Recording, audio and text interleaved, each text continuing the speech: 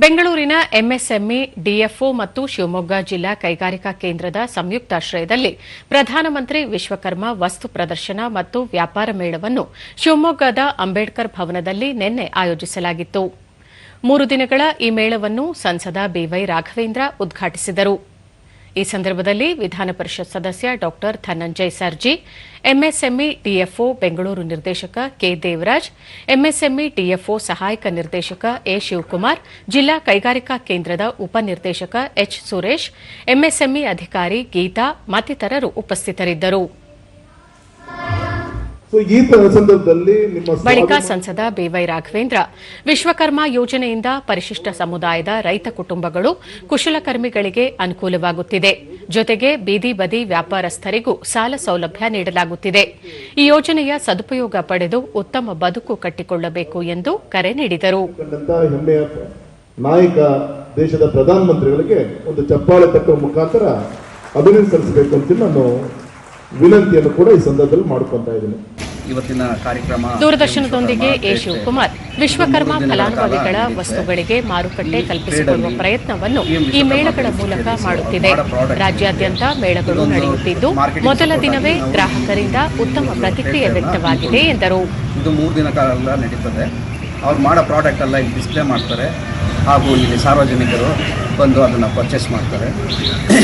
ಈ ಸ್ಕೀಮಲ್ಲಿ ಹೆಚ್ಚು ಕಮ್ಮಿ 2023ರಿಂದ ಈ ಸ್ಕೀಮ್ ಲಾಂಚ್ ಆಗಿದೆ. ಸೆಪ್ಟೆಂಬರ್ 17ನೇ ತಾರೀಕು ಲಾಂಚ್ ಆಗಿದೆ PM Vishwakarma scheme.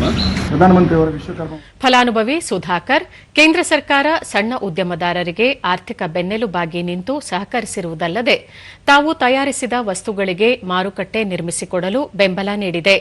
PM Vishwakarma ಯೋಜನೆ ತಮ್ಮಂತವರಿಗೆ ಸಂಜೀವಿನಿಯಾಗಿದೆ ಎಂದರು. ಅಲ್ಲದೆ ಇಲ್ಲಿ ಬರುವಂಥ ಎಲ್ಲರಿಗೂ ಬರುವಂಥವರಿಗೂ ಮತ್ತು ಇಲ್ಲಿ ವ್ಯಾಪಾರ ಮಾಡೋರಿಗೂ ಒಂದು ಸದಾವಕಾಶ ಏನಂತ ಹೇಳಿದ್ರೆ ಇಂತಿಂಥ ಸಣ್ಣ ಸಣ್ಣ ವ್ಯಾಪಾರಗಳನ್ನು ಅಥವಾ ಉದ್ಯೋಗಗಳನ್ನು ಒಂದು ಸಪೋರ್ಟ್ ಮಾಡಲಿಕ್ಕೆ ಇಲ್ಲಿ ಈ ಸಂಯೋಜನೆ ಮಾಡಲಾಗಿದೆ.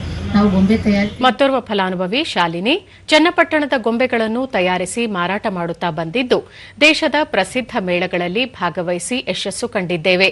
ನಮ್ಮ ಕುಶಲಗಾರಿಕೆ ಗುರುತಿಸಿ ಪ್ರಧಾನಮಂತ್ರಿಗಳು ತಮಗೆ ಪುರಸ್ಕಾರ ನೀಡಿದ್ದಾರೆ. ಕೇಂದ್ರ ಸರ್ಕಾರಕ್ಕೆ ಧನ್ಯವಾದ ಸಲ್ಲಿಸುವುದಾಗಿ ಹೇಳಿದರು. ಅಂತ ನಮಗೆ ಬಂದು ಇದು ಮಾಡಿದ್ರು. ನನಗೆ MSME ಕಡೆಯಿಂದ ಡೆಲ್ಲಿ ಕರ್ಕೊಂಡು ಹೋದ್ರು. ಪ್ರಧಾನಮಂತ್ರಿ ಮೋದಿ ಅವ್ರ ಕಡೆಯಿಂದ ಗೊಂಬೆ ತಯಾರಿಕೆ ಅಂತ ನನಗೆ ಅವಾರ್ಡ್ ಸಿಕ್ಕಿದೆ.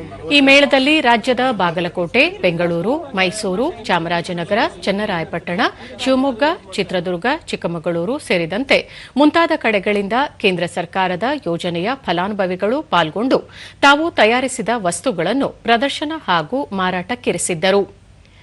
NRLM ಯೋಜನೆಯಡಿ ಆರ್ಥಿಕ ಸಹಕಾರ ಪಡೆದಿರುವ ಹೆಣ್ಣು ಮಕ್ಕಳು ತಯಾರಿಸಿದ ವಿವಿಧ ಕಲಾಕೃತಿಗಳ ಪ್ರದರ್ಶನವನ್ನು ಸಹ ಆಯೋಜಿಸಲಾಗಿದೆ.